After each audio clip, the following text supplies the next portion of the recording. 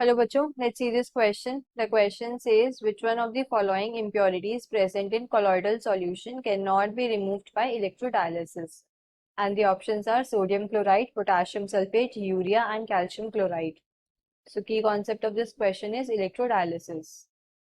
Key concept क्या है यहाँ पर? Electrodialysis. Electrodialysis. अब इलेक्ट्रोडायलिसिस के लिए पहले हम डिस्कस करते हैं कि डायलिसिस क्या होता है. डायलिसिस बेसिकली एक मेथड है जिसकी हेल्प से हम क्या करते हैं, कोलॉइडल सॉल्यूशंस को प्योरीफाई करते हैं. डायलिसिस ठीक है, the process of removing a dissolve substance from a colloidal solution.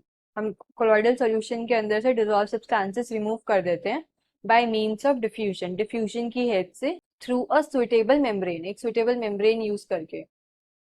तो ये क्या होता है? Dialysis, process of removing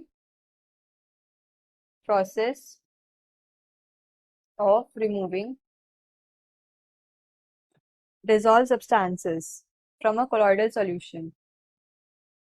Dissolved substances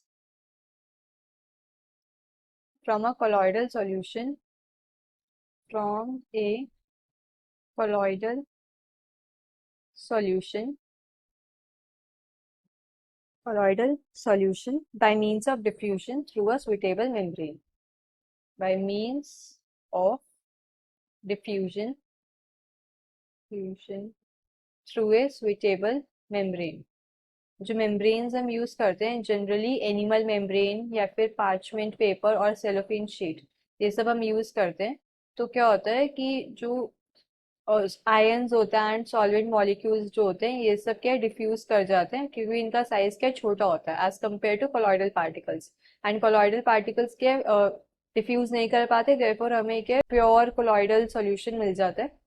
तो इसके अंदर हम क्या करते हैं, एक वेसल लेते हैं, वेसल के अंदर ये जो मेम्ब्रेन है, मेम्ब्रेन के अंदर कोलॉइडल सॉल्यूशन डाल के उसे एक वेसल के अंदर प्लेस करते हैं एंड वेसल के अंदर हम कॉन्टिन्यूसली फ्रेश वाटर पास करते हैं. तो क्या होता है, जो आयंस होते हैं वो डिफ्यूज कर जाते हैं फ्रेश वाटर के अंदर एंड हमें प्योर कोलॉइडल सॉल्यूशन मिल जाता है. बट ये जो प्रोसेस होता है dialysis process, this is slow. ये एक स्लो प्रोसेस है, तो ये इसको हम फास्ट कर सकते हैं बाय अप्लाइंग इलेक्ट्रिक फील्ड. अगर हम जो हमारा अपैरेटस हमने लिया, वेसल ली, वेसल के अंदर फ्रेश वाटर हम पास करा रहे हैं एंड मेम्ब्रेन के अंदर कोलॉइडल सॉल्यूशन डाल के उसमें प्लेस कर रखा है, तो अगर हम वहाँ पर इलेक्ट्रोड्स लगा दें एंड इलेक्ट्रिक फील्ड पास कराएं तो ये प्रोसेस क्या फास्ट हो जाता है.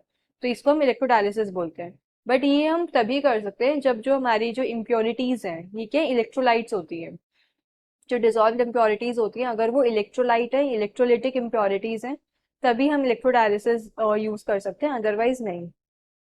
सो इसको मैं ऐसे लिख सकती हूँ, it can be made faster, it can be made faster by applying an electric field, by applying an electric field, electric field, but तभी if the dissolved substances are electrolytic, the dissolved substances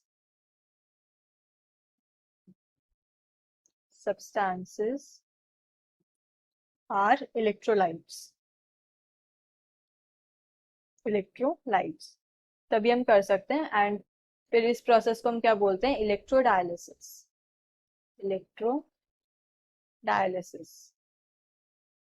impurities के electrolytes होनी चाहिए. तो अगर मैं options के अंदर check करूँ, फर्स्ट ऑप्शन है sodium chloride. Sodium chloride is NaCl. ये क्या एक इलेक्ट्रोलाइट है, Na+Cl नेगेटिव आयन के अंदर ब्रेक हो जाता है, तो this is incorrect option.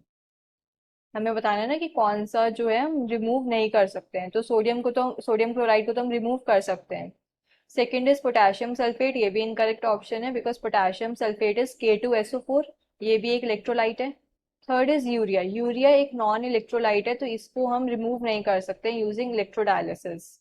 And fourth is calcium chloride, CaCl2. ये भी एक इलेक्ट्रोलाइट है, तो this is also incorrect option. The final answer is option C, urea. Hope you understood this well. Best of luck.